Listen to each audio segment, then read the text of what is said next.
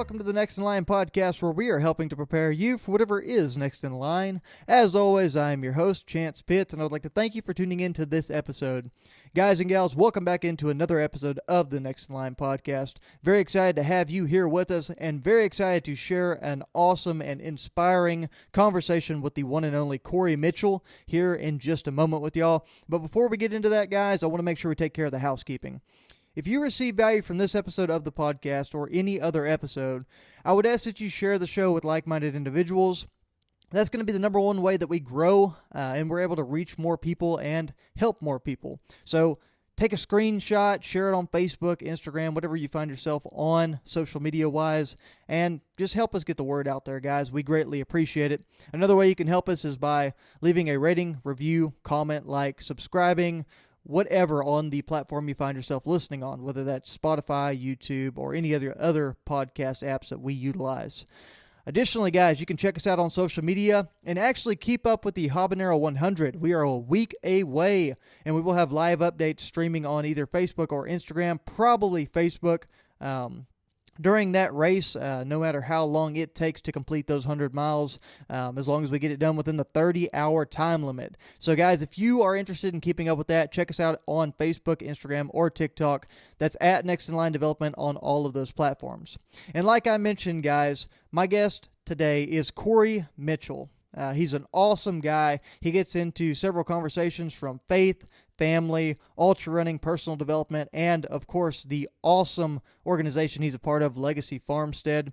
And, guys, he has done something amazing. We talk in this podcast about potentially running together, him being out at Habanero to support me in my run, but he's decided to take on his own fundraising event for Legacy Farmstead. He is running the race as well. He is taking pledges of donations per mile completed.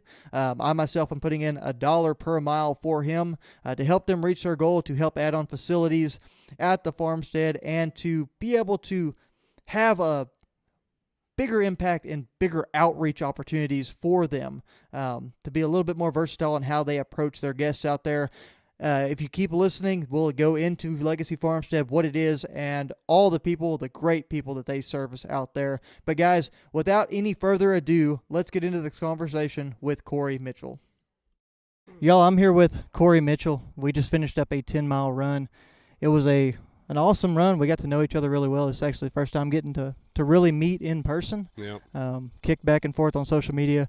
Been having some issues with the technology here, so thank you so much for No, we learning. We're always learning. Absolutely. Part of it. It is. And man, where we were in the conversation, and just kind of diving back into that, man, we had some great talk. Always wish we could have clicked record while we're out there running. But brother, I think a good place to start, because you've got just such an awesome, powerful story and a perspective on that story that not a lot of people take the time to really realize with their own situation, their own story. So, man, do you mind just rolling through kind of your upbringing, your childhood, kind of the path that led you to ending up here in Boerne, Northwest San Antonio area? Yeah, for sure.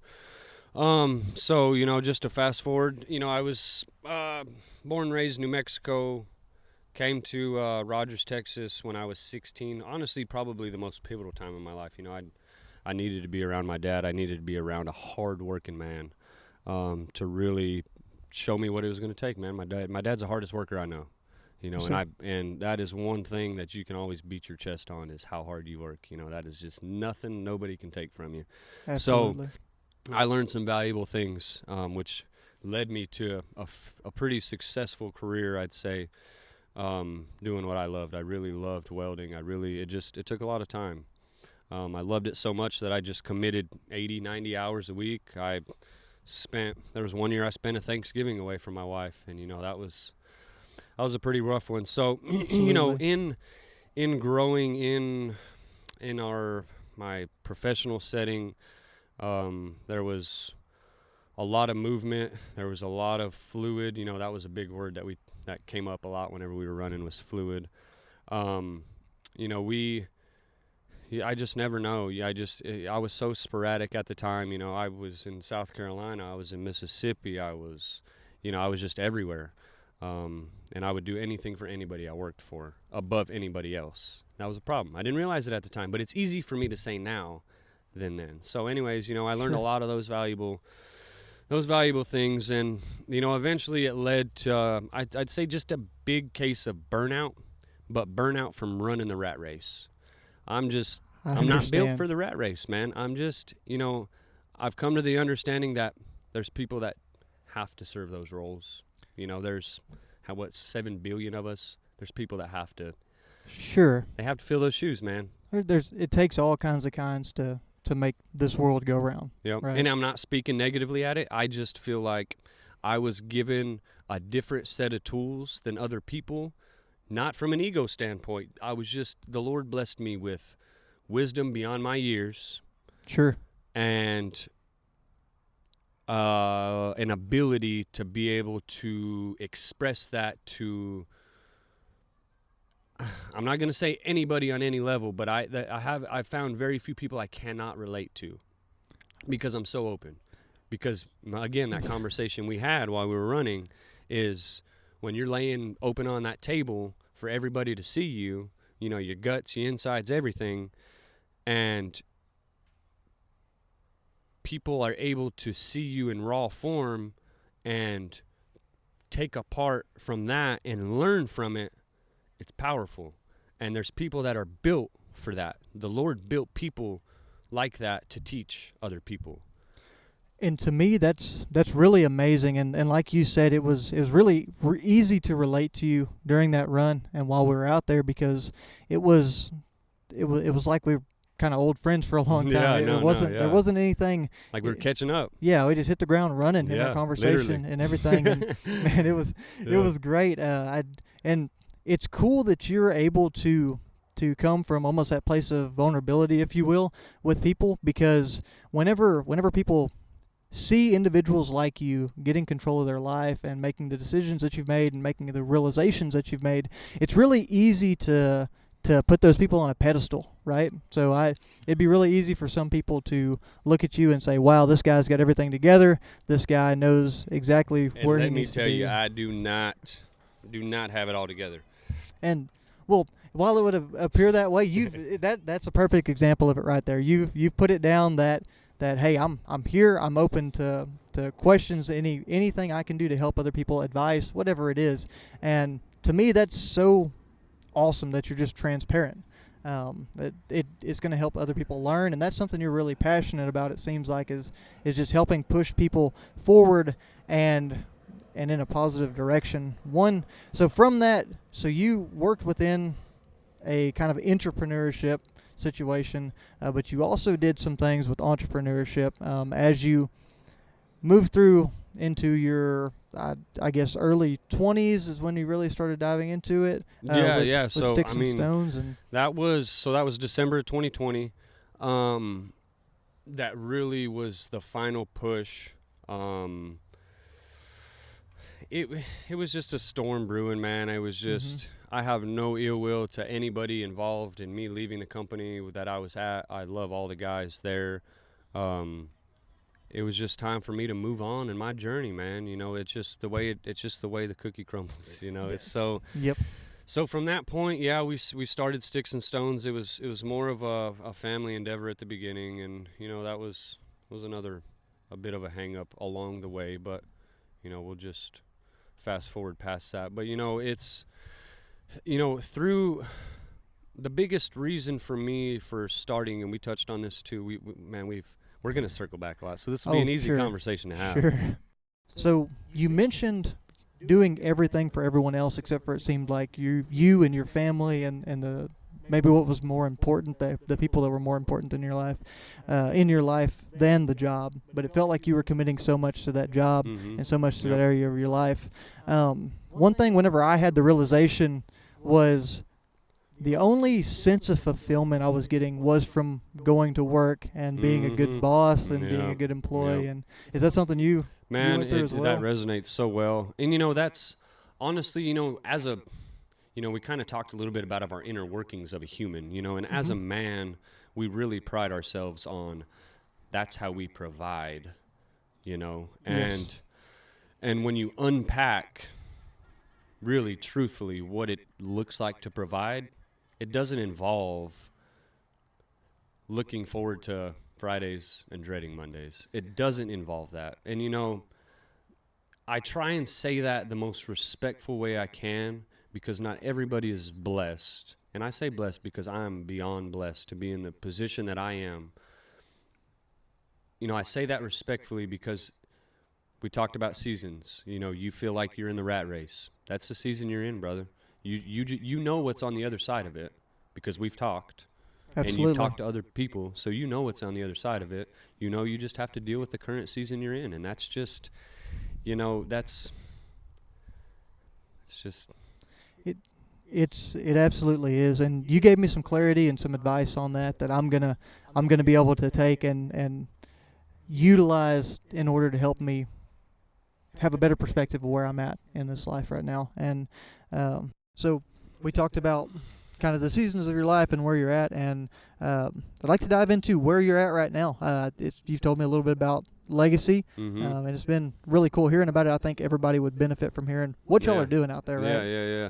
So, you know, the goal there is to impact first responders, veterans, and their families in a retreat-like setting using equine therapy.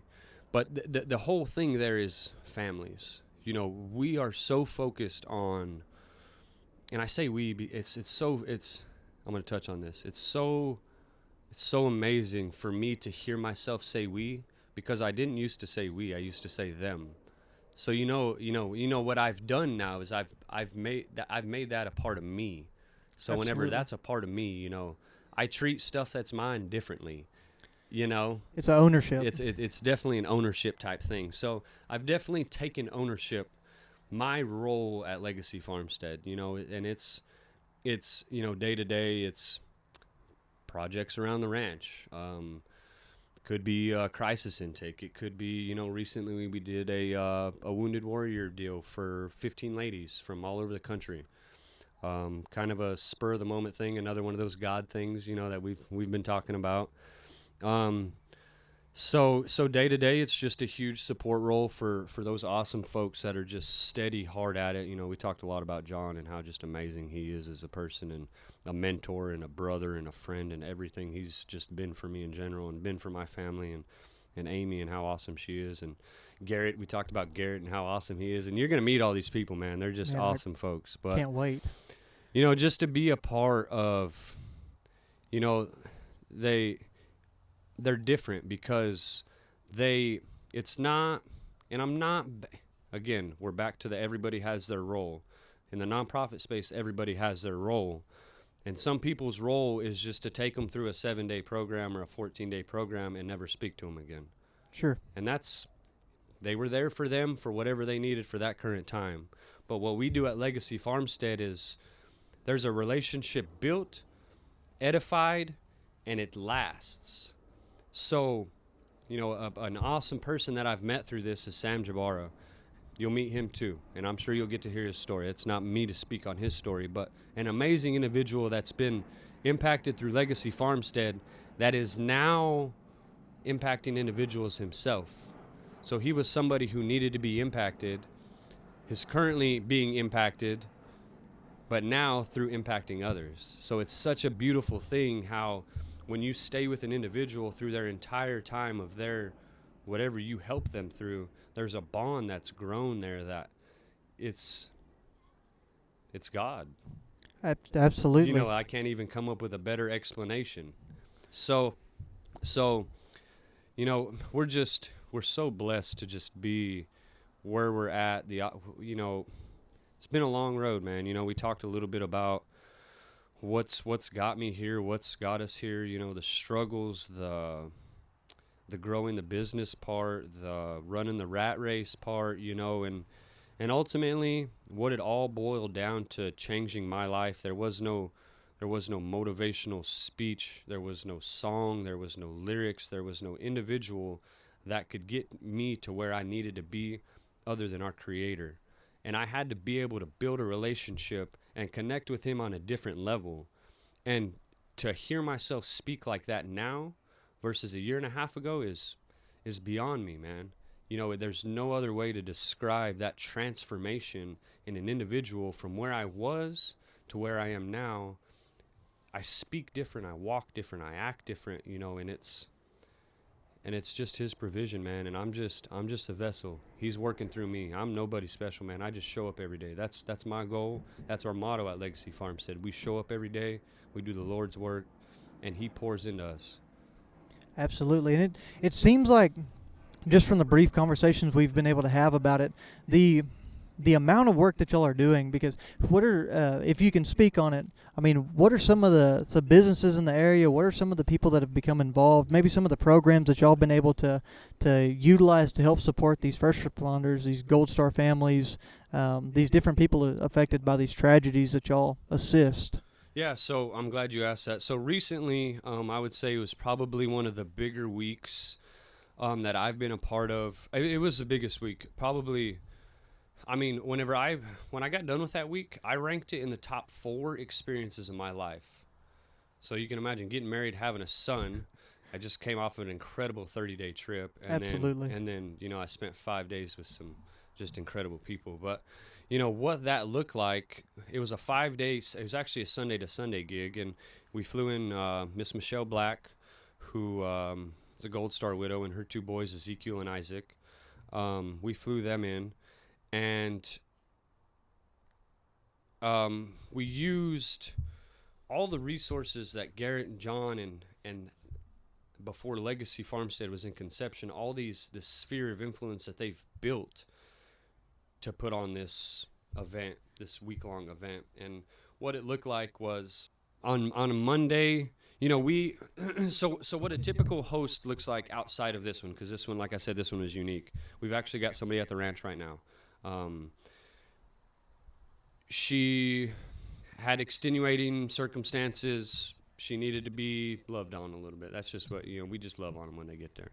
Absolutely. So her and her 2 brothers came out. They got to feed with us last night. I was late. We're not late, but I was running a little behind. I'm supposed to be here first before you, by the way. That was my goal. I got you. I didn't. Hey, man. It's all good. But I picked up tacos for them. We put them in a position where nothing else matters, where they can consciously, clearly handle their issues. Absolutely. Because, this is a busy world, and it's hard to slow down. It's hard to get your heart rate down and your anxiety levels down with this busy world, man. It's hard. So whenever you're able to get out there, you're gonna be out there at some point, but it's hard to describe what that place does for you, man. Like, all I can do is tell you testimonials and tell you how great it is and tell you my experience, but you have to feel that place. Like, that place is it's got its, it has its provisions. The Lord has his hand on that place. So anyways, that's what a typical host looks like. It's usually a Friday through a Sunday. It could be 5 people. It could be 15 people. It's so up to the individual on what they want to do. Like, the place is theirs. Absolutely. Within reason, obviously. But, they're able to really get involved with what it looks like on a ranch setting or, whatever they need, And obviously the animals, the horse, it's the equine therapy that's a whole nother conversation in itself, what that does for a human. But so anyways, the 5-day, what it looked like, it was I pulled up my notes here for us. They went to Operation Get Out. So what Operation Get Out, they're based out of Austin. They are, it's a water therapy group. So they focus on a broader spectrum, but they definitely do a lot of service stuff, veterans related stuff. They did an event last year with John and Garrett and called Operation Get Out. Hosted at Canyon Lake, where they just bring a bunch of 50, 60 people together. They get them out on the water. They're learning, they're struggling, they're working through problems. It's amazing what it does. So that's what day 1 looked like. Took Michelle and the boys. I think Garrett took them out there anyways, but they were out on the water for a little bit. And then just came back, did dinner at the ranch, a ton of fellowship time because, again, the biggest thing we want to do is build a relationship. You are not here at Legacy Farmstead to grow Legacy Farmstead. We are here to grow you. We are here to let you know that you have people around you. After this, reach out to me. I made sure when them boys left that they had my number. Whether they ever reach out, I don't know. But that's something that I felt was important for them to know. You open the door. Because community, man, it's all about community. It's all about the people that are around you. Absolutely. So Tuesday they had some stuff in the morning, and then after that they got we've actually built up a pretty good relationship with Matt Hughes. So I'm not familiar with his past and what's happened to him, his current journey he's on, but he got hit by a train. He's 9-time UFC champion. I'm sure you know that. Yes. So he got hit by a train, man. It's miraculous that he even made it out of it, man. And he's on his road to recovery. That was June 16th. I'm really working on these dates, man, because that's an important thing. June 16th, 2016 or 17. But anyways, he's on his journey. But we've brought him along. He's loved his role. I truthfully think we're impacting him more than he's impacting others. But that's a hand in hand. It's yeah, a hand in hand thing, that we were talking about. So, anyways, the boys got to go out with Hughes on the mats and roll with him. That's awesome. Because they do jiu-jitsu back home. They're from Washington. Oh, cool. So we also brought in another guy that's been with Legacy, around Legacy for a long time, since before me. A gentleman by the name of Travis Green, double amp, awesome dude, rolls. He does jiu-jitsu. He is a badass dude. Yeah. Not that I underestimated him, because he's a warrior. He's a Marine. But dude, I didn't stand a chance, bro. God, he might as well have no arms. He still would have kicked my ass. It's a whole nother world, right? So that was super awesome to see. The community really came around. It was like a little press meeting. It was like a whole bunch of people watching. Matt Hughes put on a clinic for the boys with Travis Green watching, and his daughters came. It was just an awesome atmosphere. So partnered up with Grindhouse with that. They hosted them. It was awesome. It was great that they did that. They have a beautiful facility. It's in Bernie. And then Wednesday, we went to Drive Tanks. I saw that all over social media. That looked amazing. So that was awesome. So we went out there, man. I'll get into how awesome they were, but we went out there. We got there midday-ish. We jumped right in. I was the chef, so that was cool. There you go. We did some burgers and just simple stuff, but they had this pretty, I think they've got the world's largest tank museum, or nation's largest. They've got, it's incredible, dude. It's like mind-blowing that they have this much equipment, weapons, ammo. The only operating Sherman tank in the world. Really? And the boys got to shoot it. I was going to say, I can't imagine being a kid at that, knowing dude, how big of a fan I was of. And their daddy was a warrior, so absolutely. Even it was just the recipe for a beautiful storm, man. It was just so. And then folks at Drive Tanks, man, they hosted these folks and were just 6-star, man. They just treated these boys and Michelle like they should be treated. Absolutely. Honestly, like they should be treated. And it was beautiful, Spencer, and I'm going to say her name wrong because it's spelled funny, so hopefully she doesn't hear this. But Alicia, they were husband and wife. She was a photographer. He's the CEO. He's big dog. Awesome people, man. The support staff behind them.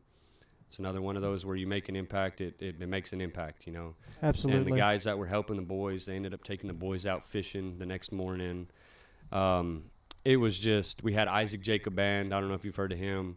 He's an awesome dude. You need to start listening to him. I need to do some investigating. Yeah. I'm going to turn you on to all kinds of people.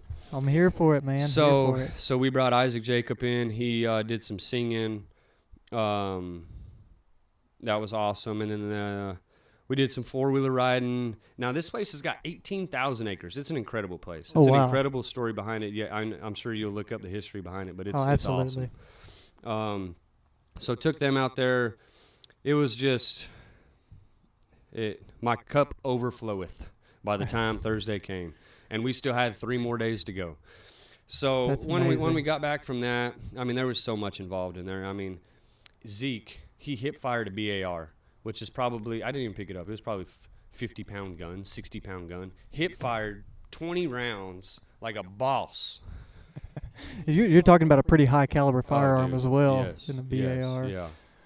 Okay, so that was Wednesday, Thursday. Friday, we did they wanted to go back out on the water. They loved it so much. And I had I was blessed enough to be able to take them. I got to take them on Thursday no, I got to take them Friday, Saturday. So I took everybody out. That was such a fun time. And I say such a fun time, I only got out, I don't like getting, it's about them. Absolutely. So I got out on the water once, but just Steve beat him up on the tube, man. It was just, they were wore out and smiling the whole time, man. It was beautiful, Absolutely. So we did that again. That was awesome. Michelle, actually, she started off with a masseuse. She needed to end with a masseuse because, dude, I don't know if you saw the picture. I'm going to show you now just because it's so good. I actually made the photographer mad because I got the shot and he didn't. Oh, man. And he's another military photographer. He's good buddies with Jeremy that I was telling you about. Absolutely. I'll show you later. Anyways, but it was phenomenal. It was great. Came back Saturday. We went out.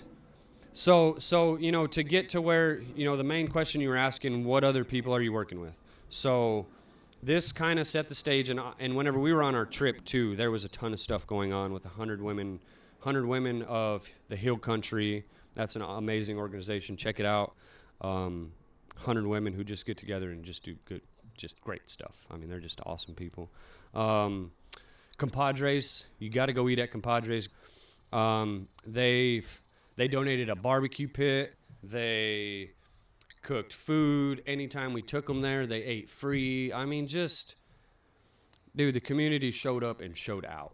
Well, that's one thing that tells me that y'all are doing the right things for the right reason is the amount of people that are actively invested and willing to volunteer their time, money, materials, food, whatever it is. They're willing to go above and beyond because it sounds like that's exactly what y'all do with everyone that comes through this Legacy Farmstead, through the Farmstead. And, I really pointed out showing up every day because, a lot of the time that stuff goes unnoticed.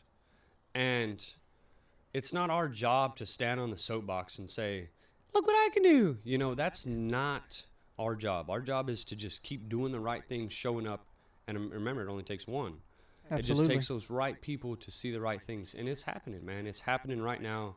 And again, I'm just so blessed to be a part of this momentum shift that, we're going to have a different conversation in 6 months. And I pray and hope that you get to be a part of it and that you get to witness it with your own eyes because you've got to hear, just a snippet of the way God is using us to impact individuals.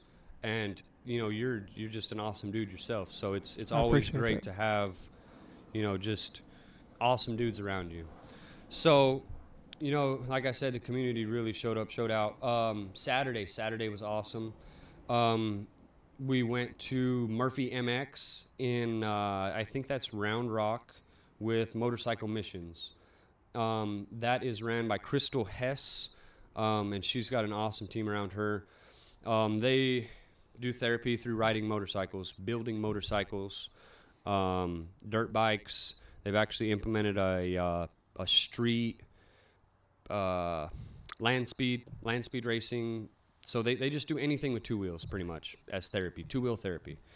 Awesome program. I'm actually going to be going to them on the 30th of July to go help them teach a welding class. That's phenomenal, dude, man. It all ties. Yes. It's amazing how the spiderweb, the network, all literally brings this huge world into this small thing. And especially when my 10 years of welding experience, there's plenty of opportunities out there for me to donate my time to help somebody learn how to weld. Sure. But Crystal and Joe and they're just. I was put in front of them for a reason, to be able, given the opportunity to be able to help where I can, and it's cool. So we went out there. They hadn't ridden. It was impressive. These boys, sharp. I'm telling you, man. Remember their names: Ezekiel Black, Isaac Black. And you're gonna read Michelle's book too. You better. Absolutely, I will. So they had never ridden a motorcycle with a clutch. It was just automatic. That's all they've ever driven. So there was a little bit of learning curve. There was a little bit of stalling. There was a little bit of stuff like that, But they did great, man. They went from the small bikes to the big bikes, and they were out riding the track. And man, it was just I really got to ride with them on that because I just wanted to be out there with them. I wanted to see the smiles through the helmet, see those squinty eyes, so that was awesome. And they had some coaches with them, and it's bad that I cannot remember their names. I told you about one of them. Well, names and dates-wise, you've been pretty stellar, so I think we can forgive you for one or two. Awesome coaches, man. They both high-level dudes in the MX side of things, got down on these boys' levels, really just worked with them, taught them, spent time with them, loved on them, And that's the thing, the Lord's putting the right people in front of us to help, because we can't do it all. We can't, man. Man, and that's what's so awesome to me is seeing how everything has come full picture, come full circle, and you're seeing just these awesome situations come from what you've kind of found yourself or made yourself available to in some ways, because if you would have never decided to take an opportunity or a chance even to come over here to Bernie, that would have been something that really might not have ever been able to impact your life. Sure, you might have found something somewhere else that poured into you and you were able to pour into as well and have a mutual benefit. Yeah. But in a lot of ways, it seems like this opportunity has been just a life-changing thing for you. For sure. I mean, nothing short of life-changing. I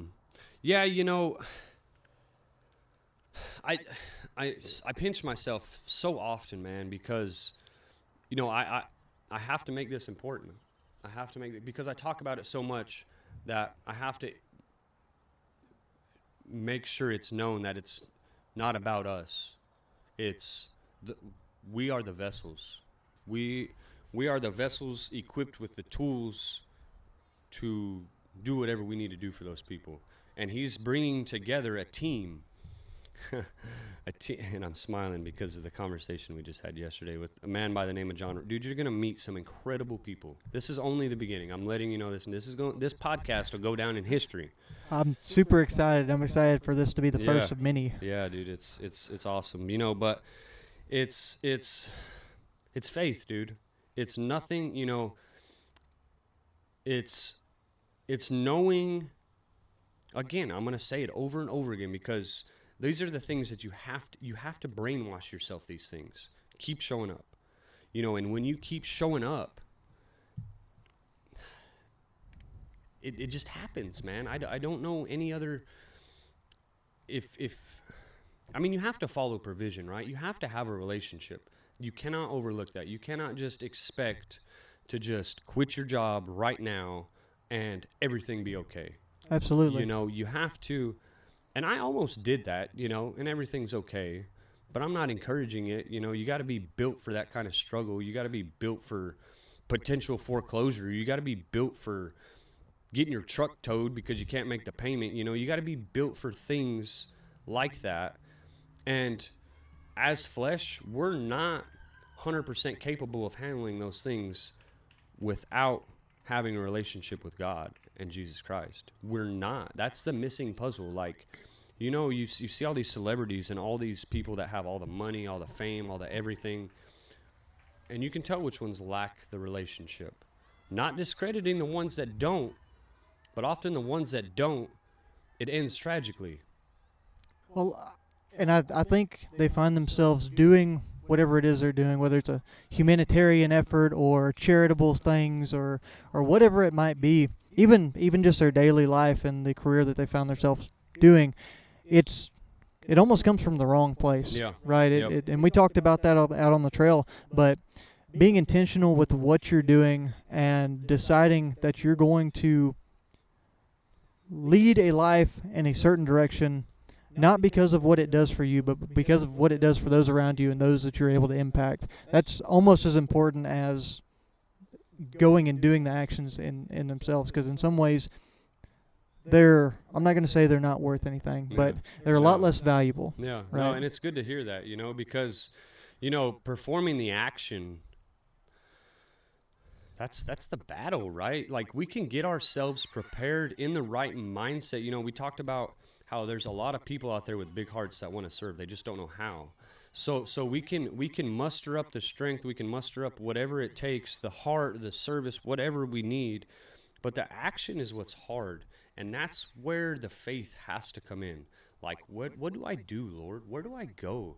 And I promise you, man, we haven't unpacked the number thing, but I promise you, he talks to you in the most craziest ways. But you have to have that lens. It's a lens that you look through, that you're only looking for him. So I'm going to give you a couple examples that are just oddball examples.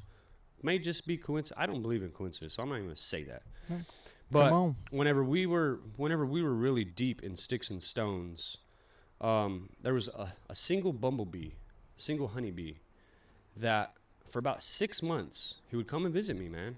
The most weirdest thing. Like, it was to the point where June would come outside and be like, "Hey, where's your honeybee?"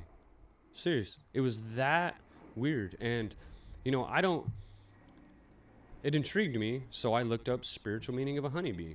It pollinates your thoughts. So you know what I did intentionally after reading that? I constantly thought good, because I never knew when that honeybee was going to be around. So I wanted, whenever he was around, that I was going to be thinking good stuff.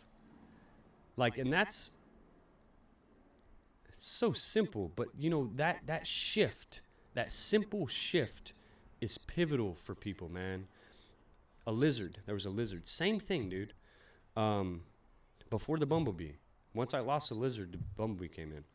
So a lizard,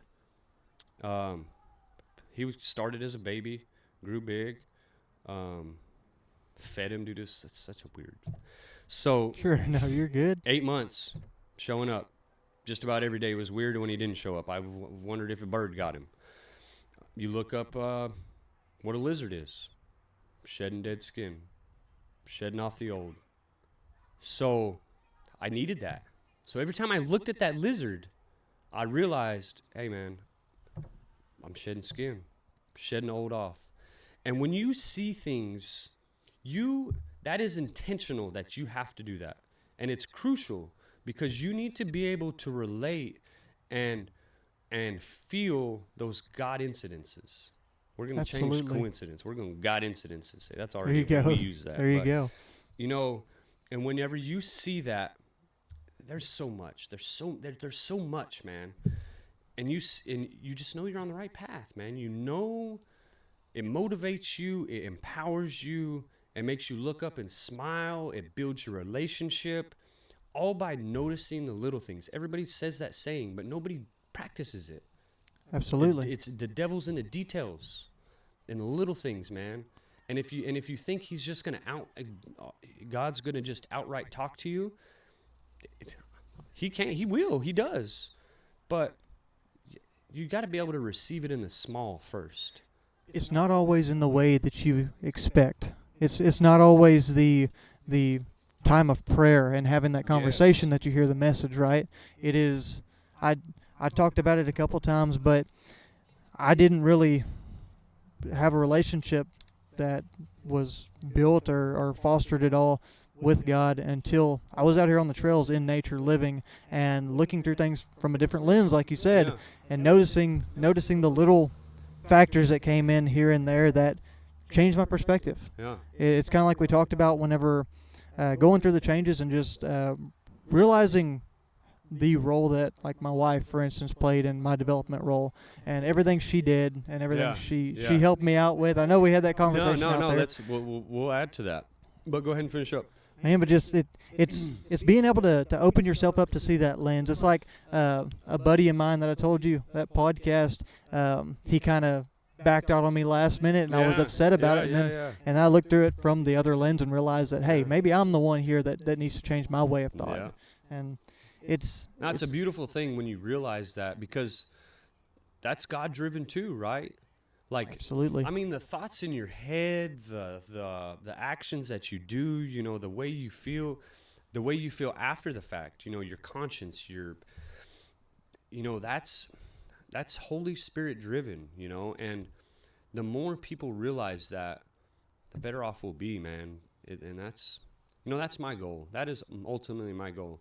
I'm not the guy that's gonna hand out Bibles. That's not my role as an evangelist. My role is to tell you some of the stuff that I've went through. Hopefully you resonate through it. And then I'm going to tell you how I got through it. And I'm only going to tell you one way of how I got through it. I'm going to tell you, the emotional, how I've got through the day to day, but there's only one way I got through it. And that's by God. There's no other way. And once you truly get people to realize that, man, it's beautiful. It's beautiful. And we touched on the other side of that. When they don't realize that, it hurts. It does. But you're just only there to water, and you're not meant to see them sprout. That's its own point, man. And just kind of circle back and do like a quick summary of Legacy and what we've talked about. Just so you've got this Farmstead, this nonprofit organization that has the intention of helping people that deal with tragic events, the first responders, the Gold Star families, all these wonderful individuals. And it kind of clicked in my head a minute ago. That's what you're doing. You're giving them an opportunity to look through the lens differently, right? Yep. Because you're taking all the worldly woes off of their plate. Yep. Everything, you're putting them in an environment of somewhat euphoria, right? Yeah. Just carefree and actual opportunity to process that. And it's just, that's so wonderful to me. And seeing what that does for other people, it makes me a little bit curious, like, what has that done for, you've got a kid as well, right? What has that done for you as a father? Oh, dude. I mean, gave me the chills when you asked me, because, it's given me the ability to have him in an environment where he can thrive just the same. And imagine being in an environment where, we try our damnedest to make sure it's always good there, and it's 99% that. But we're in an environment where it's just good all the time, man. And that osmosis, whatever, it goes into you, Absolutely. It just, and being around animals and learning, understanding, responsibility, hard work, he works with me. He's been a little funny since we got back from our trip, but there's been times where he's woke up, the first thing he says in the morning is, "Where's Dad? I want to go work." Like, a 3.5-year-old want to go work? Yeah, that's and I don't want to be a workaholic, but I'm just glad that he wants to be with me, whether it's learning, whether it's just being outside, whatever he craves, whether it's just me, and that, to have that ability, I have the ability to take my son to work every day, and that's another one of those blessings.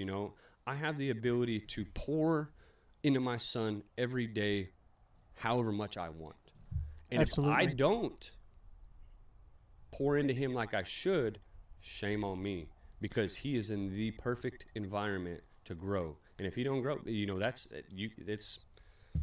You've got a rare beneficial situation. It's. But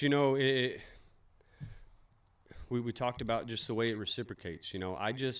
I go out, I still wake up like it's a job. I treat that place like it's mine. I treat it like it's a job. Whatever. I don't treat it like a job, because I hate the word job. Sure. I treat it, avudah, we talked about that word. My work and worship is the same. It's therapy just the same for me, dude. It gets me through. Me and June get to bickering at each other. I'm going to go outside of the ranch. Boy, I got 30 acres I can go hang out on, Who gets to, and beautiful, and it's, who gets that? And so, whenever I sit back and, I do a lot of time thinking, that's why I get up so early. I get my devotional out the way. I get all my social media. I get all my distractions so I can go to work, and I can just go to work. That's my goal, is to go to work, be busy, get stuff done. Because when people come in and they get to enjoy the things that I built and worked on, that's the reward. That's Absolutely. the reward right there. And it's, I'm just blessed that I have the drive, and I'm blessed for all that, because just people aren't built like that all the time, and I just really I really pour into my strengths, so I just work a lot. I work hard, and we've gotten a lot of stuff done, so it's been a blessing. And when you don't work, you get lazy, so that's a blessing that I get to keep and stay in shape. So it's just a beautiful thing that's happening there. I'm excited for you to. I'm glad you get to hear about it like this. It's been awesome, been able to speak like this. Without John and Amy around. I get to speak like it's mine, and John's big with that. So it really shows where I'm at with Legacy. It really shows me that I reflect a lot. I'm a reflector. I think, I overthink, I do that. That's just one of those traits. But it just lets me know that I'm still doing it for the right reasons, because we need those checks, man. Because again, we're flesh. It's just the way to cook and crumble. Absolutely. And man, that's something so awesome to me, because you talked about taking ownership of it, and your involvement, and just as a whole, man, it's cool to see that, because as somebody who's been, and I'm sure you're the same way, somebody's been in a management position, somebody who's ran organizations, you want that kind of person. You want that kind of person that's going to say, okay, this, I'm taking ownership of it. This, I am invested in this the same way that maybe I don't own this specific thing, but I'll be damned if I'm going to let it be any different of a standard, right? And having that is so rare, and it's cool to see that, and it's inspiring in a lot of ways. And man, I think not to get like kind of sideways or derail it at all, but I think there's an importance there with people seeing what they believe in, buying into what they want to see in their life as well, whether it's through a charitable kind of thing like this, or even whether it's just through their development. If everyone took the ownership and bought in and decided, okay, this is the direction I'm going, and I'm going to go. If everyone decided that with fitness, with weight loss, with their finances, with their spirituality, whatever. We'd be utopia, man. Exactly. And that struck me when you said that, because it's just like, if everyone bought in the same way with that same mindset, there's literally nothing a person could not accomplish. Yeah. Oh. And I've got a lot of confidence in my abilities, but there's Garrett George, man. That dude, his title with Legacy Farmstead is Director of Relationships, but he is Director of Connecting Everybody, man. He is just, I talk about that dude so much, just because, we talked about that earlier, how he changed the path of my life. And now that I feel that feeling, now I get to reciprocate that and hopefully change somebody else's life the way he did mine.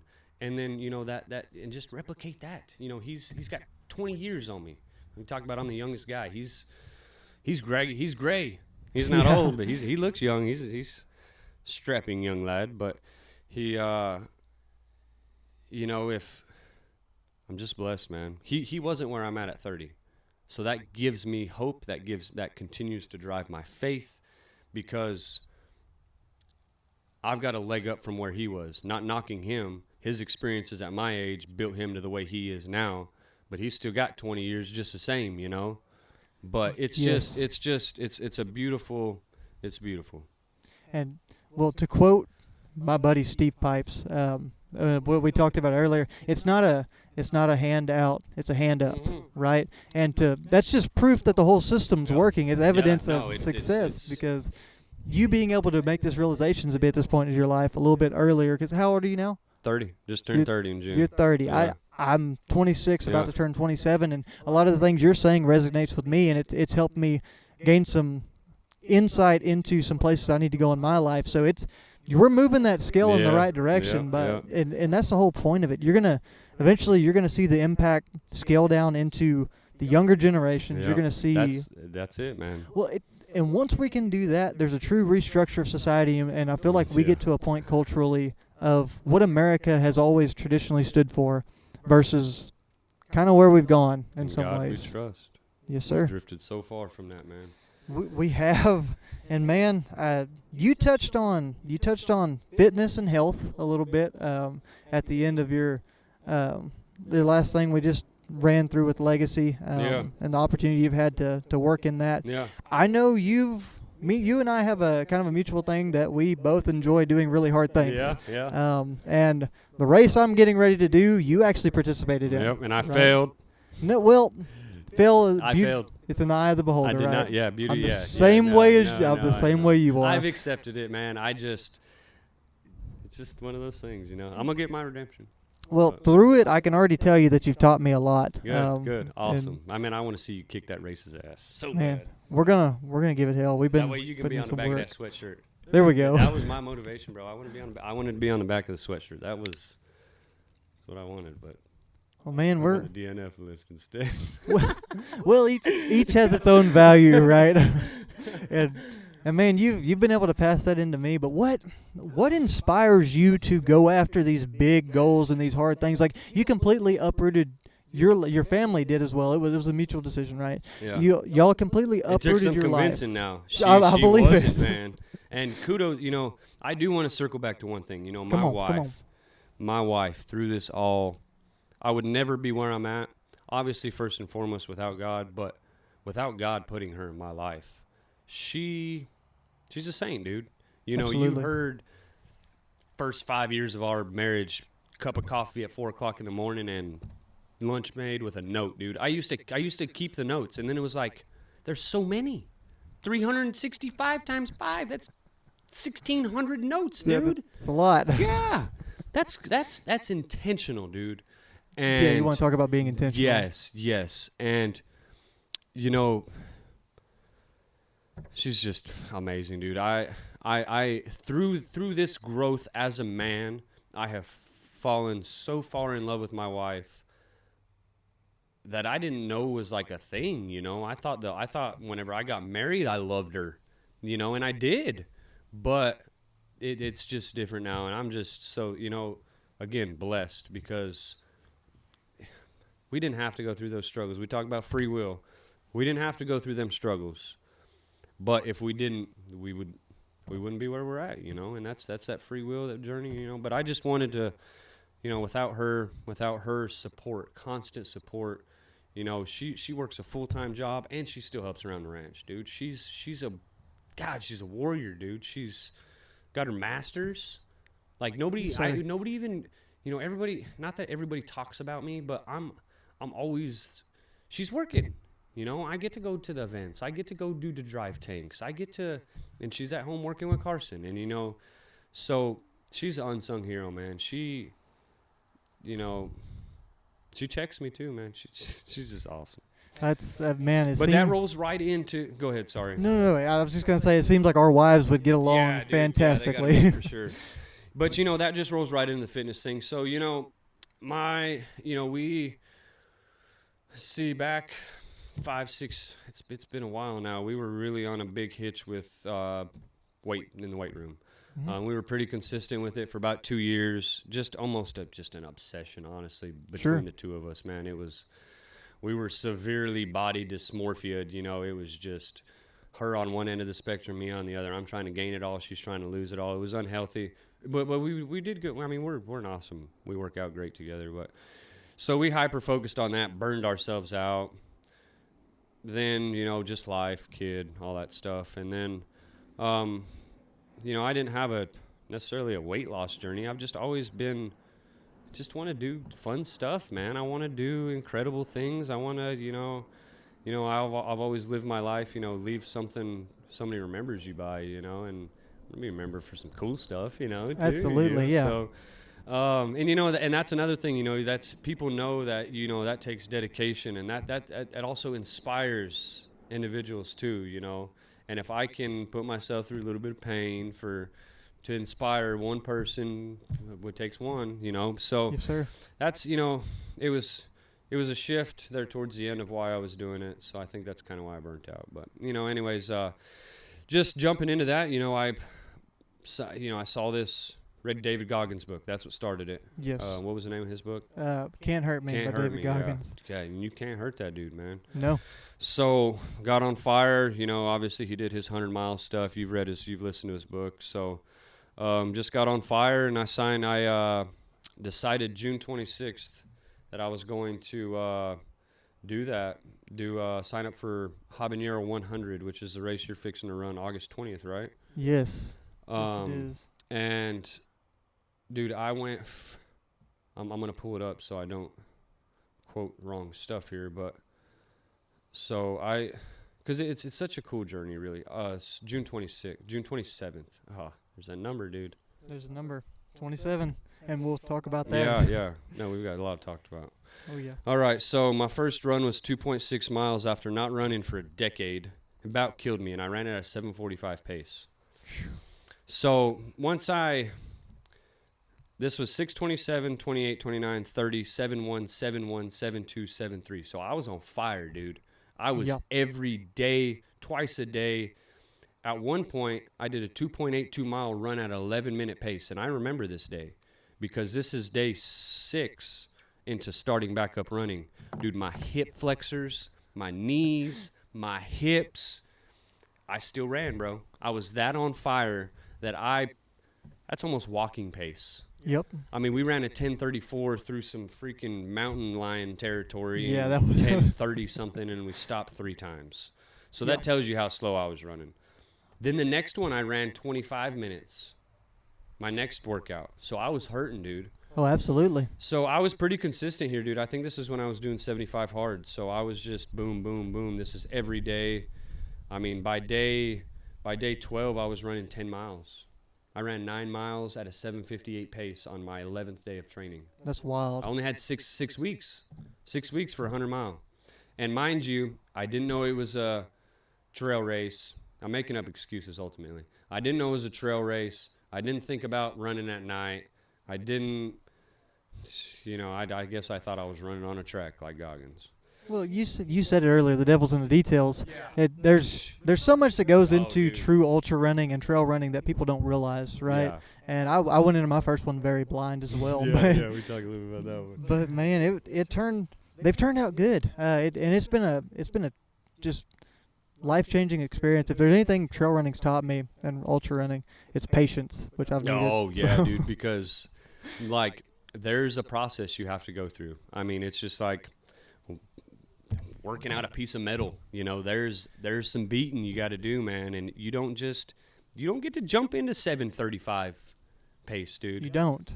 And some people never get there. That's, yeah. If that's maintained, that's Boston Marathon pace. Yes. And that's incredible. It's very challenging to do. Yeah, and I don't know if I ever got back to that pace, honestly. It looks like I ran short stints of it, but I ran over 250 miles in 6 weeks. That's to awesome. Train, and this isn't including biking. I biked another 100. So I was super intense with my training. 2 days before my training, before the race, I ran a half marathon like an idiot. Yeah. I was just so excited about the race, dude. I was like, I'm going to train so hard. And then I took a break, and honestly, that hurt. So we'll talk more about that later. But, I mean, so I was just ill-prepared, super on fire, super excited to just do something crazy. I had a lot of support. It was pretty cool. I think whenever you do stuff like that, it's your human instinct to try and seek as much support as you can whenever you're doing something like that, because it's crazy, man. There's a lot of unknowns, right? Absolutely. So I kicked ass, dude. I really, whenever I kicked ass training, and I kicked ass for my first 3 laps. Yeah. Hey. So, I didn't realize this until after the fact, but we talked about this too, but I outpaced the guy who won it by an hour and a half in the first 3 laps, and there lies the problem. So I just overran myself, super excited. I braked too long. Didn't do enough night running preparation, just detail stuff. I learned a lot, man. I learned that a marathon ain't shit. I got to 26 miles, and I didn't even realize I'd ran 26 miles. That's pretty much what happened on the 4 first. laps, dude. Yeah. I ran 4. They were so easy, and then once I think it was a mental thing. Once I realized how many miles I'd ran, I'm like, shit. Yeah. It was like, I'm almost there. No, it is crazy. And for those of y'all that don't know about Habanero, Kory says that he felt it, but let's get down to the details of that race. I mean, we're first off southeast Texas near Houston. What's the name of that town? In August, it's Cat Springs, Texas. Cat Springs. Yep. 7 Isle Ranch. Yep. It is beautiful place. Somebody described it as, for certain parts of the loop, it's a 6.3 mile loop that you run 16 times. Yep. And people were describing it as somebody took a beach without the water and put it in the middle of Texas for the sandy parts of that race. So very thick. Uphill on the sand too. Yes, very thick sand. You got some elevation change, some gentle stuff, but let's be honest, over 100 miles, gentle is 16 ridiculous. Times. Yes. Going through that sand pit, that's probably a quarter mile. Dude, it's over Go ahead, sorry. 100-degree weather. Oh, yeah. At Start night. at noon. Start at noon. So noon. A bulk of this race is night. And if you've never done that before, night is a completely different animal. Yep. So when Kory says he felt it, he's not giving himself quite enough credit, because this thing was to go out and try to run 100 miles on a short notice and as your first thing is incredible by itself. But to do it for silly. but to do it for that race is wild. But it was cool because like I said I told you on the run, through service we met Kaylee Mills Foundation, and some of my strength was through that. I wore a Kaylee Mills Foundation shirt for 4 of my laps, and I finished out with the shirt. So I found a lot of strength. I find strength through other people's struggles. I find perseverance through that. Through other people's stories, and the last lap, Kaylee ran that lap with me. I never met her. I love her dad. I love her mom. I love her auntie. And it was super cool. Like that was a highlight. I don't even know if I've ever told David that, but it was super cool. That was just awesome, man. But definitely a difficult race. I'm glad that I get to kind of give you a couple pointers, man, because like that's so valuable. Like it's. If I knew, if I would have went in better prepared, I could have done it, no doubt. Sure, absolutely. I think I prepared myself enough to do it. I probably would have been hurting for sure, but it was good. I'm gonna get some redemption, but I'm really looking forward to seeing how I can help you. At the end, I had one guy that tried to help, but I took too long of a break, and he just didn't have the right words to say. I didn't even know him from Adam, so, but. I'm hoping that I'm gonna make it. I'm gonna make it out there. Hopefully I can run them last 6 with you. Man, that'd be so kick-ass. A little bit of my own redemption. Finish the back half of the race. There you go. There we go. It would serve me. Like, holy crap, that would do some cool things for me. Man. And I've got some good people that are going to be out there pacing with me. Yeah, that's awesome. Really, really good friend of mine and his fiance. That's actually, it's kind of cool how that worked. My wife and her were best friends growing up, and me and him became really good friends when I was working at that ranch. Oh, wow. And then all kind of just linked that's together. That God stuff, man. Yeah, it is, the connections. Yeah. And man, it's going to be really cool. I'm super excited about it. You find motivation in weird spots, right? Yeah. One thing I'm actually going to do, and this is going to sound weird. I know it's an internal motivation that I probably shouldn't really do. I actually plan on getting a picture of myself whenever I was 230 pounds, and I'm going to blow it up into a poster, and I'm going to stick it on the side of the tent that we have. So you can do something better than that. So I want to tell you something pretty special about that race too, actually. So I was not working at my job. This was during Sticks and Stones. So my last employer, we had a I&E guy, instrument electric guy, that worked with us, and I worked really closely with him. After I left the company, he ended up passing away from a stroke, and I believe it was running, and I believe it was on the course. And if it wasn't on the course, it was organized by the same, I think his name's Rob. Anyways, what they do along that course, or what they did last year, is they had like little silly motivational things, like little signs. Like there'd be like a cat, run faster. Like it was just silly stuff, to keep your mind busy. Yes. Well, halfway through the race, there was a picture of him. Dude, I just got chills saying it now. Teddy, man, he was with me. That was just another one of those. I'm at the right spot. I'm doing the right thing. And that's why it hurt me even more that I didn't finish, because I had such a huge, I felt like internally that I let a lot of people down. And, that's just one of those struggles. You learn from that. I didn't let nobody down. I really empowered a lot of people. Absolutely.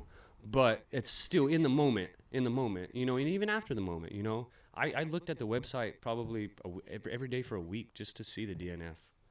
Yeah. Bro, that's like, I don't even know if I've said that to anybody, but that was like how hard it hit me. That's why I joke about how I failed it. That's just my way of being humorous about it now, because it sucked, dude. It really did, And I almost felt like, I think that's another reason I dropped off, because I felt like, so maybe this is a quitter in me, I felt like it was going to take a little more than what I gave. And I gave a lot. Sure. And, I don't know. I'm going to get redemption, though. But, Well, it's just.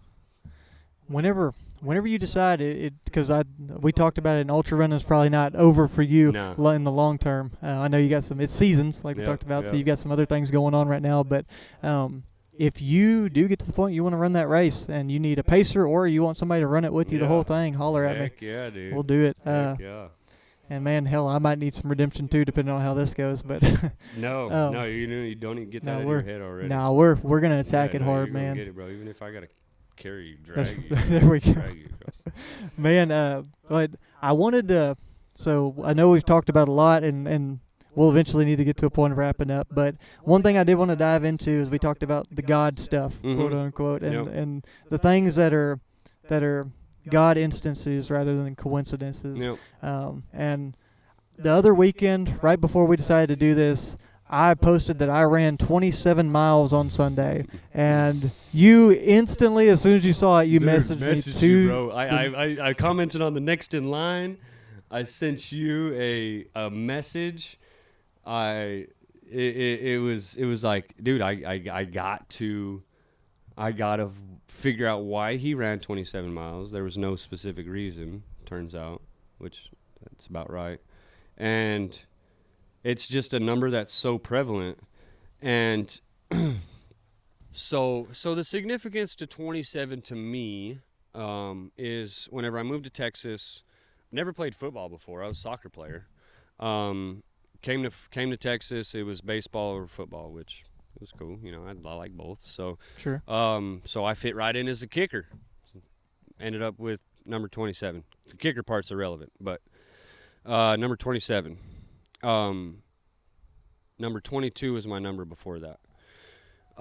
So through that number, I don't know if I've ever really noticed so much stuff with that number. Like, it's part of my handle on my Instagram. Like, it's just a number, that password, whatever, just a number. Sure. Until we moved to Bernie. And you know what the address is? 27. So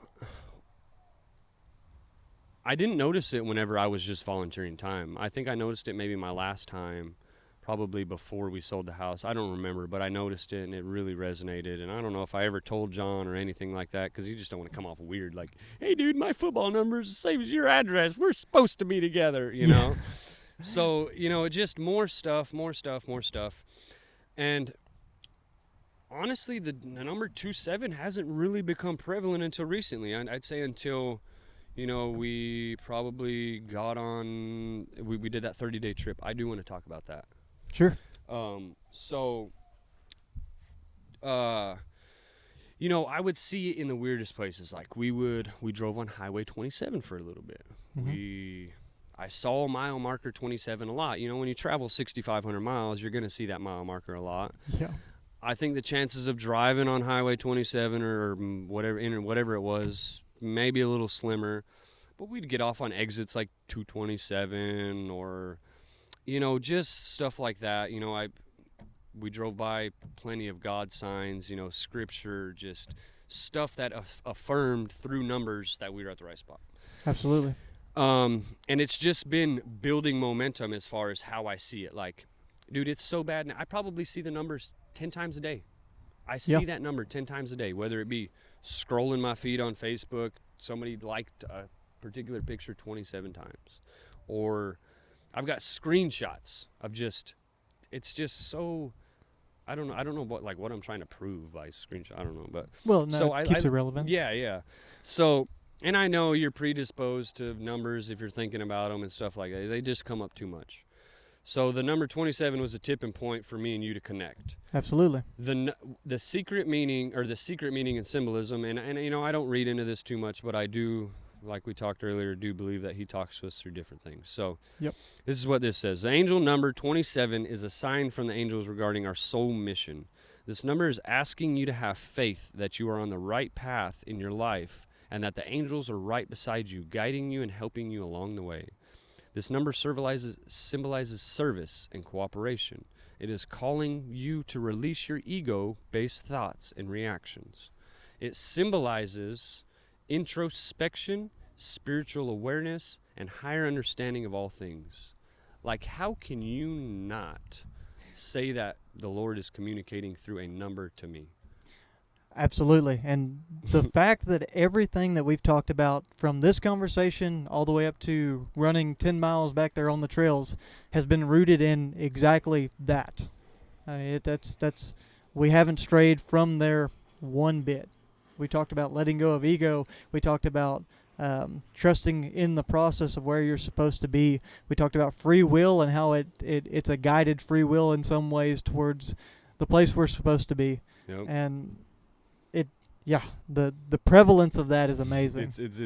I mean, it gives you the chills, and then you just break it further down to how it, relates to me in my personal. But I got another screenshot of this is titled just facts, and there's a whole lot more to this, and there was a whole lot of other sites that kind of get into some tarot card reading stuff, and I just, you just know my feeling, and, I just try not to drift too far from what it is. But Sure. The number 27 in numerology symbolizes compassion and philanthropy. This number is a combination of energies which make people who resonate with this number tolerant, kind-hearted, intelligent team workers and working towards improvement of the humanity. They often support humanitarian organizations and groups. They have diplomatic skills and very idealistic and know how to transfer their enthusiasm onto others and make them participate in common goals. Seems like right where you're at in life, huh? Dude. So it's that. I'm in that spot right now. I'm in that spot where it's just coming in and I'm just rolling. I'm just rolling with the flow. I mean, I don't plan, like I said, I don't plan anymore. You just never know what it's going to be, man. And that freedom to roll with the flow and just be fluid is such a beautiful thing. It's a blessing. We talked about me being stuck in the rat race a bit and not having that in my life, and that being a kind of a stressing point for me. So it's super cool to see that for you. Mm-hmm. And it sounds like everybody as a whole that's involved with Legacy and just a life path that you found yourself on as well. It's one of them journeys that I want to write a book at some point. I'm just not done yet. How do you write a book when there's an ending to a book? Absolutely. I'm not done yet. So no, I kind of had the same thought. I've got kind of a cool title to a book, huh?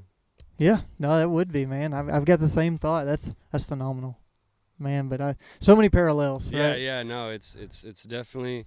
This is an ordained meeting. It's definitely divine meeting. That's just the way he works, man. And you just, ultimately at the end of the day, you have your faith and you keep showing up. Can't go wrong. You can't. There's going to be tough times. You got to realize that. Having faith don't eliminate the tough times. Having faith lets you deal with the tough times. And you saying that, if there's one thing that we could take away from this whole podcast right here, that would be That's a it. beautiful summary. Yep. Right? And you wanted to talk a little bit about the trip, and I'd love to talk about it as well, because there's some awesome things in there. Y'all y'all took 30 days. Yeah. And y'all traveled how many miles? 6,500 miles. So we went from Texas, obviously. We finished, so we did carry the load. I wouldn't say partnered, but we went and attended the carry the load thing. And if you're not, if you're not familiar with that, definitely check it out. They're awesome. Their whole goal is to normalize the way we look at Memorial Day to where we are more, where we remember them, man. Like again, like the saying I told you that David Mills says is, there's two deaths. when you're physical death and when they quit saying your name. And that's what Carry the Load does, is they're doing everything in their power. They're doing crazy things. They go from East Coast to West Coast and meet in Dallas. So yeah, we left from Carry the Load. We stopped off in Abilene. We went through New Mexico, didn't want to stop there. That was our first long day of driving. This will be cool too. I'm gonna nobody's ever heard none of this. So I did a daily log. But I didn't start it until June 4th, Utah camp. So whenever I'll read you a couple of these that are kind of cool, that just kind of explain where I was at headspace, where we were at, because remember I told you to go back and check some of our posts. Yeah, absolutely. But so we started off in Arizona. We were in where did we go? We started it was the name of a prison. It was a lake. We stayed there for one night. We were kind of trying to just figure out how camp looked like. Then we went up to Sedona. The whole goal through this trip was to go to a lot of places that I went to as a kid. I was fortunate enough that my grandpa traveled a lot during the summers, so I would just roll with him. My uncle lived in Idaho, so we would travel this trip often. So I just wanted to, and those were some of the best times of my life, so I wanted to not only show my wife, some of the places I've seen, but my son, obviously. I want him to, and that was the best part for me. But that's cool. So we did Sedona. We saw, man, it was just so awesome. From Sedona, so this is June 4th, we ended up in Utah. One of the big hang-ups with this 30-day trip is June still has to work. So during the weekdays, and this attests to her badassery. Sure. During the weekdays, we had to maintain service because she's got a team beneath her. She's customer service. She's kicking ass. So she still had to maintain cell phone service. So during the weekdays, we stayed around people-ish. On the weekends, we took full advantage. We went to places that didn't have service because, that was the biggest goal, is to disconnect and reconnect. Sure. Because I tried to explain this to an older guy. Us as parents now, we have to make decisions like, when is our phone going to get when is our kid going to get a phone? When are they able for Facebook? The people, grandparents now didn't have to worry about those decisions for their kids back then, so it's just a different life. Yes. So disconnecting is good, as you know. So we really made sure, and this first one we were blown away that there was still snow on the mountain in June in Utah. I guess I just don't remember that, but so I'll just read you Saturday, June 4th. We started the morning by getting ready for a hike. We had planned out the day before. We packed a light lunch and our fishing poles and headed out. We pinned it at 3 miles. We started our trek around 8 a.m. Quickly, we learned how tough it was going, navigating the ups and downs. We came to a beautiful creek, took a short break, ended up finding a small geocache that some folks had started back in 2015. We left some Benadryl, a flashlight, a headlamp. We didn't really need anything, so Carson got to pick a treat. From that point, we were halfway through the hike. Around 11 a.m., we made it to the hike, ate our lunch, finished for roughly an hour, packed up and headed back on our way. By this point, we had logged 3.75 miles and roughly 500 foot of elevation climb. From this point forward was definitely a challenge. As we trekked back where we had previously walked, we realized that we pretty much went the entire way to the lake downhill. We finally made about 3 hours later. We ended up traveling right at 7.5 miles with 1,777 feet in elevation climb. Carson managed to sleep for a couple miles on my back. I carried Carson the whole way. He walked about half a mile. This is how we picked it out. So we were sitting at camp, and from the distance you could see this lake sitting on a hill. And we didn't have no service. All you had was just whatever popped up on maps. So I pinned from where we were at to there. Pinned 3 miles. From a distance, looked good. Didn't see no elevation. Boy, was I wrong. Yeah. So he just couldn't walk it, dude. It was just so much. 500 foot in elevation climb. I don't even think I gained 1,770 feet in 50 miles that I did at Cat Springs. Really? Yeah, dude. It was and this is 7. It was just intense. And then a 40-pound toddler with 10 pounds of gear. It was just intense. So yeah, that's what. Or let me finish this off here. We finished off the evening with laundry, dishes, more fishing, followed by breakfast for dinner. In the morning, we are planning to pack up early and head towards the Sawtooth Mountains. So, dude, it was just that repetitiously for 30 days. There was a lot of struggles. You know, I'm not going to say it was all good times, but it was so beautiful to just be in his creation with your family, growing. Like, the dude probably casts a fishing pole better than you. I don't know how good you can fish, but he is just 3.5 years old, just 20 foot out in the water with a bobber, bait, don't lose nothing, don't get nothing tangled. And it took 3 days of him practicing out in camp. That's cool. That wouldn't happen back at home. No, it's lessons that you're able to teach out there, and experiences you're able to provide. Yep. That just phenomenal. I was able to just honestly hyper focus on my family for 30 days. And edify a relationship and continue to build a relationship with my son and my wife. You know, that's my goal, is to be the best dad and best father I can, because that'll reciprocate so much down the line, you know. But that's so awesome. you know, so from there we went Utah, we went to Idaho. We didn't get to see everything we wanted. It's so much different when you're out there on the road. Like, you have all these places you want planned, and then there's so much unforeseen, you know. It's just the epitome of life. Really, there's so much stuff you don't plan for. It's, again, the details. But, like, here's just a picture of me and Carson fishing. He's out on the dock. I'm out on my dock, and we're just fishing, man. Like, it's just enjoying it, man. You just can't. And actually every day I did my highlight picture. So that was my one from Utah. That was my one from Idaho. He's flying a kite. You know, we have a kite at the house. You get great winds in Bernie. We haven't flown it once. Yeah. So. Well, it's that different lens in a lot of ways. What y'all do that with the families out there is beautiful, man. A lot of ways you provide that for the families that come out to Legacy. But, I mean, I guess this trip in a lot of ways probably gave you the opportunity to look through the same kind of lens in some ways. But, you know, we touched on it a little bit. We touched on, you know, how we separate work from life, and we overindulge, and, you know, it's just a personality type where and it's just as easy to overindulge and overserve as it is to overwork and you know, you don't think of it, but, you know, you're working on these families and you're pouring into them, but who are you not pouring into while you're pouring into them? Sure. Your own family. So you have to make time. And we had a good talk with someone that me and John really confide in. His name's John Arroyo. He's another man who's got a book written and another incredible story. But we had a good talk with him, and he, you know, that's something that me and John really struggle with as individuals. We have families, you know, and we're so dedicated to serving that we forget about our families oftentimes.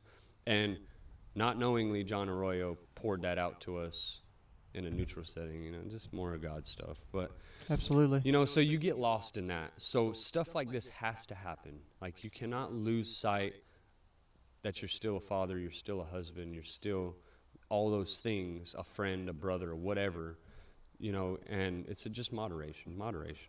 Well, and it's like what me and you talked about earlier on the trails, just with people of our personality to become one-track mind, all in on one thing, obsessive even at times. Yeah, I mean, yeah.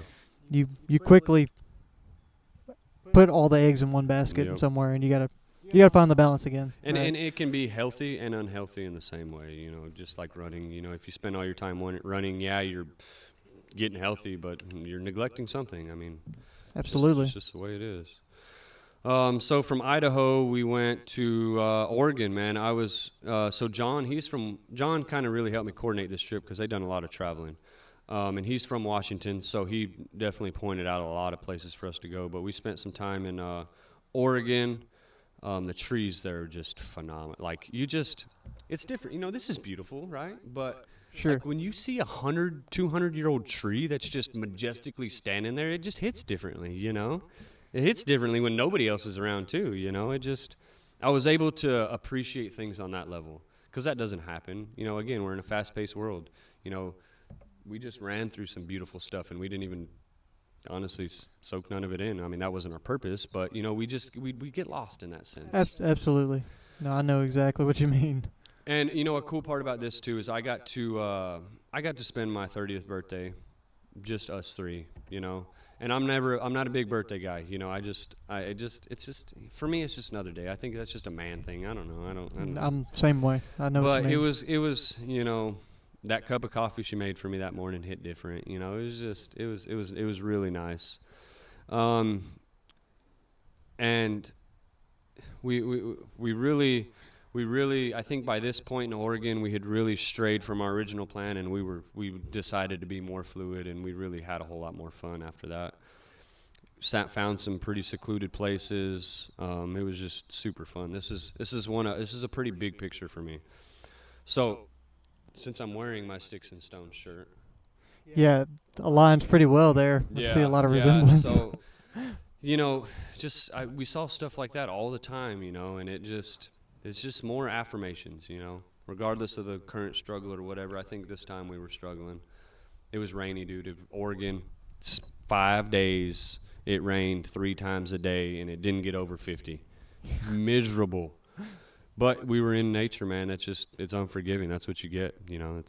That's what I told June. I said, this is what we get for wanting to do this. Yeah. We're going to figure out how to have fun. Absolutely. So we figured out how to, you know, I wrote a pretty big excerpt there. I'll probably share that with you, but just what that looked like, knowing we're 1,500 miles from home.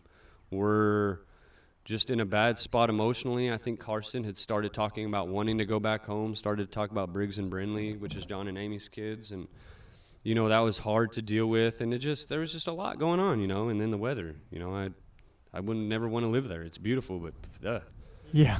So we did tattoos. We did tattoos in the tent for 4 hours. Like, it was cool, man. That's cool.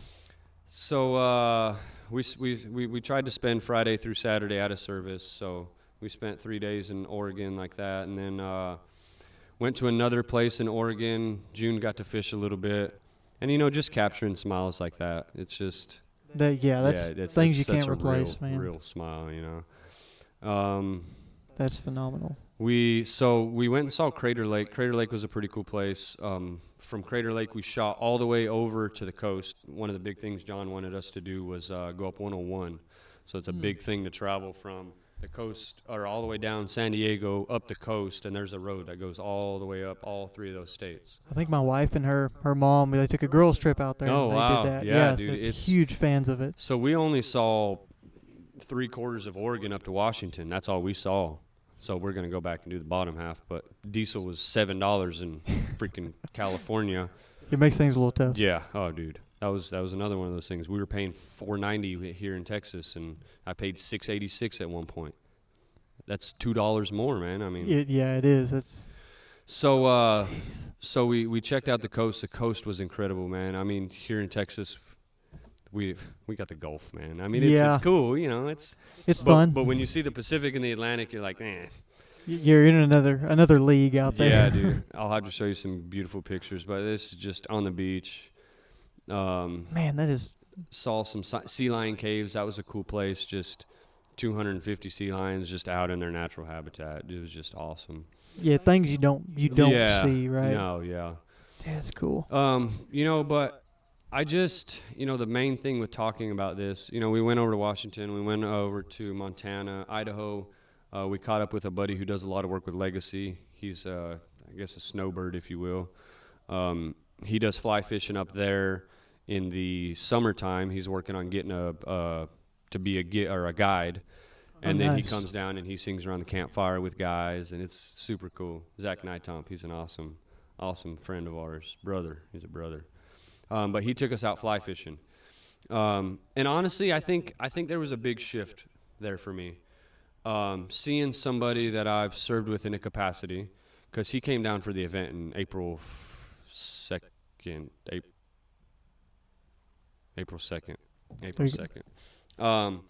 And it was just cool. I hadn't really been around him in that fashion, you know, and it was cool to see him serve. So then it was cool to go see him in his element. in his profession. And then it was really cool to see him say, hey, how can we get some guys up here? You know, so from that point forward, man, my wheels really got spinning. Like, I'm doing this for a reason. I'm struggling, I'm learning, I'm growing, I'm healing, we're bonding as a unit. We're doing all these things, you know, that essentially Legacy's doing in their, you know, stationary place. Mm-hmm. So that really got my wheels turning on how I could replicate that into maybe a 14-day trip or something like that. Take some guys, struggle a little bit, you know, because we went in a tent. We slept in the bed of the truck, and we saw temperatures as cold as 32, you know, and we're coming from Texas where it's 95. Yeah. Well, actually, at the time, I think it was only 80. But still, dude, it was just insane. Yeah, there was not enough time to get acclimated. So I wear thermals pretty much the whole time. Yep, I would have been the same boat. You know, but it just really, because, you know, if there's one thing I've realized in my life is we're all meant to struggle, but I'm meant to reciprocate that to somebody else. I just know that's my purpose. I'm good at it. I connect with people easy. I'm losing the word here, but I can relate. I can relate to you. And that's my job. That's my job on this earth, is to just, whatever my struggle is, whatever I've learned, whatever, help with that. You know, use that knowledge that I gained from that to teach somebody else, man. And that's invaluable. You know, to be able to maybe save somebody a little bit of heartache. You know, you're not going to save everybody their own heartache because there's free will.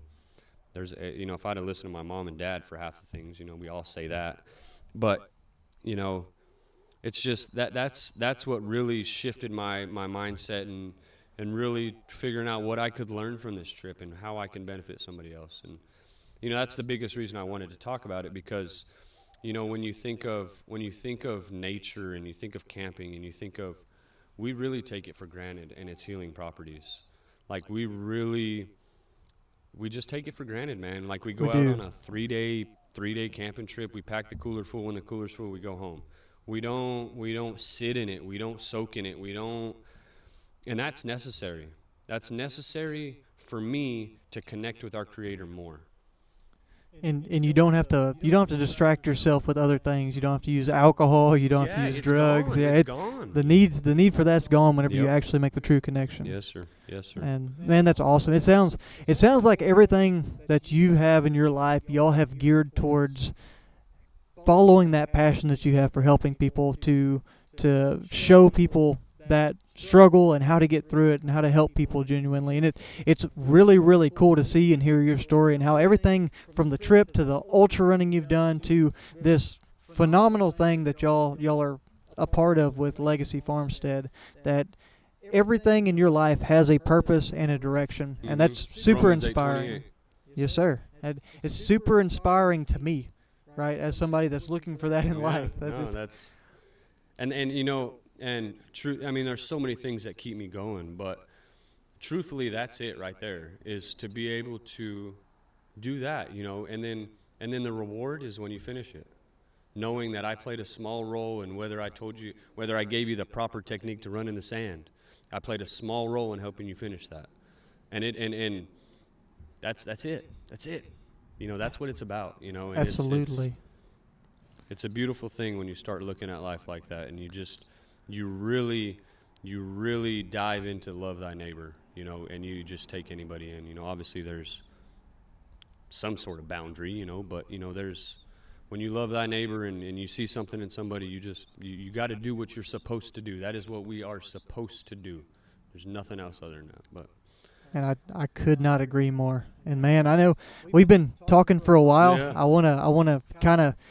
This isn't going to be the last conversation we have, obviously. So I want to ease this in the direction of trying to find a closing point. Okay. But I do have a couple of questions that I ask everyone at the end of the podcast that I want to make sure that I get in with you. Okay. So we are the Next in Line podcast. Yes, our motto is preparing you for whatever's next in line. So what is next in line for Kory Mitchell?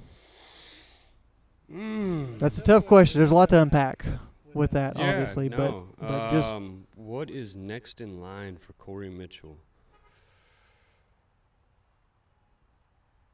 More service, man. Bring it on. I'm ready. I'm ready to.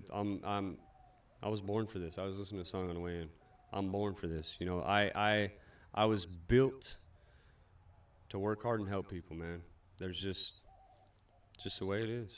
And I fully embody that. I fully live that. And again, I haven't always lived that, but I fully embody that now. And that's a beautiful part of your how you transcend your past. Absolutely.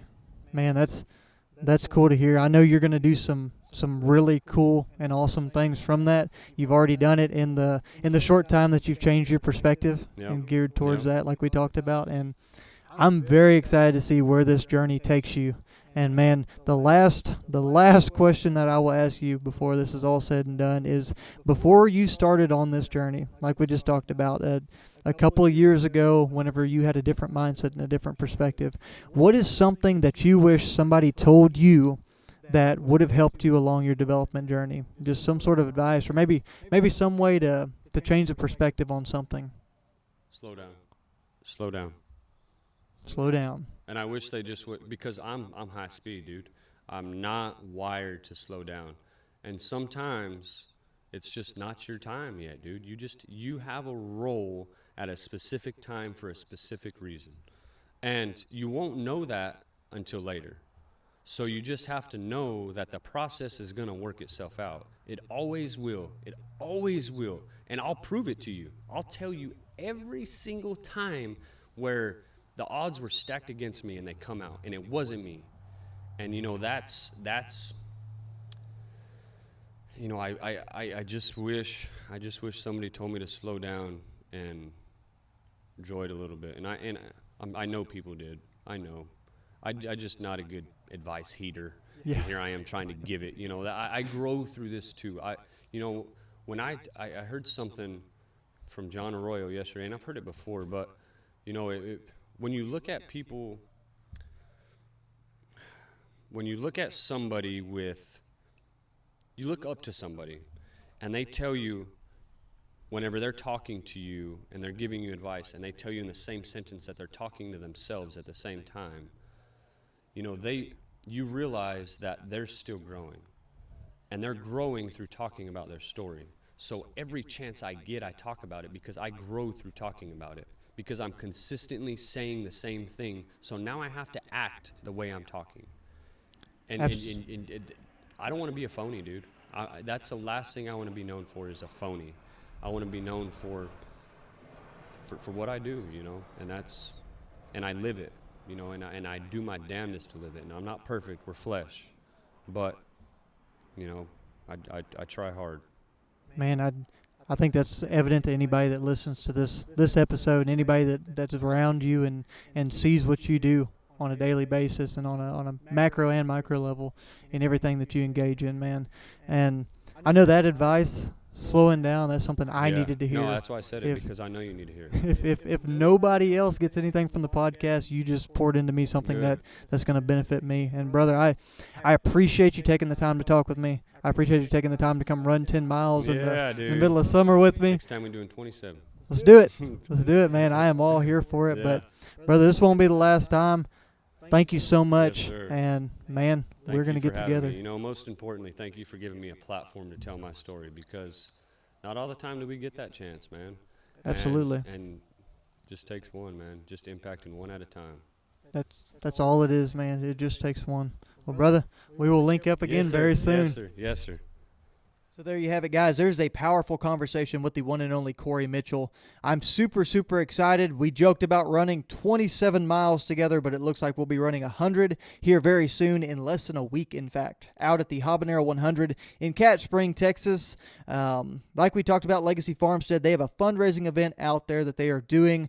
You can pledge a certain dollar amount to the miles that Kory is able to finish out there on the course. It is on a per mile basis, so you could say, I want to do $1, I want to do 50 cents per mile, whatever it is. I'm sure they appreciate the love. I myself am going to do $1 per mile out there, and we're going to definitely push him to get this thing done and complete, get his redemption from last year as well. But guys, if you want to keep up with the live tracking of that race as well, we'll be keeping that on our Facebook and Instagram page. That's at Next in Line Development on both of those pages. You can keep up with us there. Tell your friends. It's going to be a really, really fun thing. We'll do some Q&A and all that good stuff as you watch me in misery around the 100 miles of that course.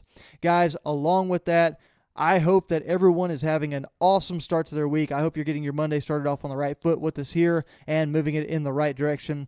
But guys, make sure you're taking care of yourself. Make sure you're staying cool. If you ever need anything, reach out on social media. That's at Next in Line Development, Facebook, Instagram, and TikTok. We'll be glad to answer any DMs there. But guys, make sure that you are always prepared for whatever is next in line.